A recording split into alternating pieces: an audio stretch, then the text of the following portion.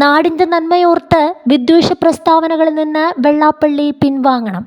അബ്ദുൽ വഹാബ്. വാക്കുകൾ അപക്വമായാൽ അവ അനർത്ഥങ്ങൾ ഉണ്ടാക്കുമെന്നും അപാകങ്ങൾക്ക് വഴി തുറക്കുമെന്നുമുള്ള വിഖ്യാത ചിന്തകൻ ഫ്രാൻസിസ് ബേക്കറിൻ്റെ നിരീക്ഷണം ഓർമ്മപ്പെടുത്തി വെള്ളാപ്പള്ളി നടേശന് കത്തുമായി നാഷണൽ ലീഗ് നേതാവ് പ്രൊഫസർ AP അബ്ദുൽ വഹാബ്.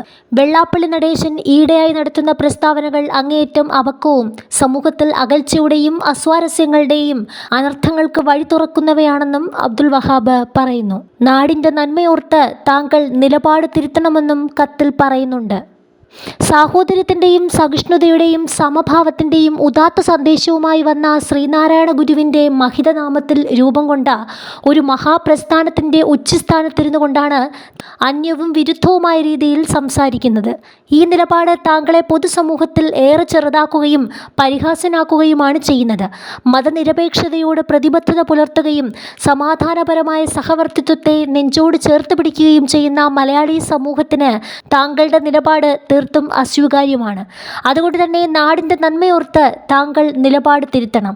മലപ്പുറം ജില്ലയ്ക്കെതിരെ താങ്കൾ നടത്തിയ ആദ്യത്തെ വിവാദ പ്രസ്താവനയുടെ തൊട്ടടുത്ത ദിവസം ഞങ്ങൾ താങ്കളെ വീട്ടിൽ വന്നു കണ്ട കാര്യം ഓർമ്മയുണ്ടല്ലോ. തെറ്റിദ്ധാരണ അകറ്റാനും സ്നേഹബുദ്ധ്യാ താങ്കളെ തിരുത്താനുമായിരുന്നു ഞങ്ങളന്ന് വന്നത്.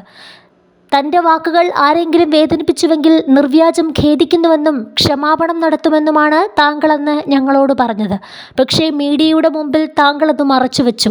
പ്രതിയെ കൂടുതൽ അപക്വമായ പ്രസ്താവനകളിൽ താങ്കൾ അഭിരമിക്കുന്നതായാണ് പിന്നീട് കാണാനായത്. പൊതുനന്മയ്ക്ക് ഒട്ടും അഭികാമ്യമല്ലാത്ത താങ്കളുടെ പ്രസ്താവനകൾ ചിലരെയൊക്കെ സന്തോഷിപ്പിക്കുന്നുണ്ടാകാം. വിദ്വേഷത്തെ ഉപജീവന മാർഗമായി കാണുന്ന അത്തരക്കാരിൽപ്പെട്ടതല്ല പൊതുസമൂഹം. ആയതിനാൽ വീണ്ടും ഉണർത്തട്ടെ. നാടിൻ്റെ നന്മയോർത്ത് താങ്കൾ വിദ്വേഷ പ്രസ്താവനകളിൽ നിന്ന് പിൻവാങ്ങണം.